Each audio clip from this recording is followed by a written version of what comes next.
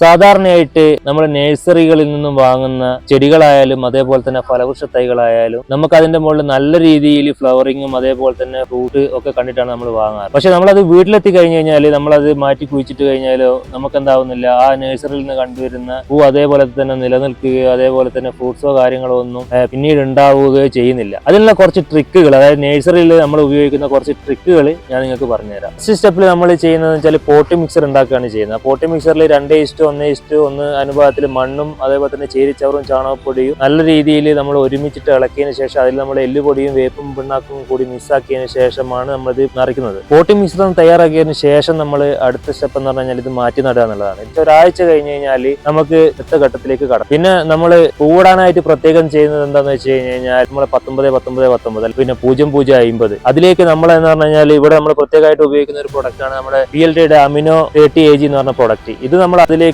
ഒരു കോമ്പിനേഷൻ ആയിട്ട്, അതായത് 00-50 ആയാലും 19-19 ആയാലും 5 ഗ്രാം ഒരു ലിറ്റർ വെള്ളത്തിൽ അതിന്റെ കൂടെ ഒരു 2 ml നമ്മൾ PLTയുടെ അമിനോ 30AG എന്ന് പറഞ്ഞ പ്രൊഡക്റ്റും കൂടി മിക്സ് ആക്കിയാണ് നമ്മൾ അടിക്കാറ്. ഇത് നമ്മൾ അടിക്കുന്നത് ഒരു 15 ദിവസം കൂടുമ്പോഴാണ് നമ്മൾ എല്ലാ ചെടികളിലും അതേപോലെ തന്നെ ഫലവൃക്ഷ തൈകളിലും ഒക്കെ ആയിട്ട് നമ്മൾ അടിക്കാറ്. ഇത് നമ്മൾ കൊടുത്തു കഴിഞ്ഞാലുള്ള ഗുണം എന്ന് പറഞ്ഞു കഴിഞ്ഞാൽ നമ്മൾ ചെടികളിലാണെങ്കിൽ നല്ല രീതിയിൽ ഫ്ലവറിങ് വരും, അതേപോലെ തന്നെ നല്ല രീതിയിൽ നല്ല ഫ്രഷ്നെസ്സിൽ നിൽക്കും ചെടി. അതേപോലെ തന്നെ നമ്മൾ പിന്നെ ഫലവൃക്ഷ തൈകളിൽ കൊടുക്കുകയാണെങ്കിൽ പെൺപൂക്കൾ ധാരാളമായിട്ട് ഉണ്ടാകുക, അതിന്റെ ഫലമായിട്ട് നല്ല രീതിയിൽ ഫ്രൂട്ട് സെറ്റിംഗ് നടക്കുകയും ചെയ്യും. ഇത് നമ്മൾ ഫ്രൂട്ട്സിൽ കൊടുക്കുകയാണെങ്കിൽ, ഫ്രൂട്ട് പ്ലാന്റ്സിൽ കൊടുക്കുകയാണെങ്കിൽ നമ്മൾ ഒരു പിന്നെ ഫ്ലവർ ചെയ്യുന്നതിന്റെ നമുക്ക് ഏകദേശം 1 മാസം മുതൽ 1.5 മാസം മുന്നേ നമുക്ക് ഇത് അതിൽ അപ്ലൈ ചെയ്യാം. 1-2 പ്രാവശ്യം അപ്ലൈ ചെയ്ത് കഴിഞ്ഞാൽ ഏറ്റവും ബെറ്റർ ആണ്. അപ്പൊ നല്ല രീതിയിൽ നമുക്ക് ആ ഫ്ലവറിങ്ങും അതേപോലെ തന്നെ ഫ്രൂട്ടിങ്ങും നടക്കും. കാരണം ഈ പൂവിടുന്ന ഏത് ചെടികൾക്കും നമ്മൾക്ക് കൊടുക്കാം. അതേപോലെ തന്നെ ഫലവൃക്ഷ തൈകളായ ലിച്ചി, ദുരിയാൻ, ഫിലോസാൻ, റംബൂട്ടാൻ, മാംഗോസ്റ്റിൻ, മാവ്, പ്ലാവ്, സപ്പോട്ട, അബിയു ഇതിനൊക്കെ നമുക്ക് എന്ത് ചെയ്യാം, ഈ ഒരു പ്രൊഡക്റ്റ് നമുക്ക് ഉപയോഗിക്കാം.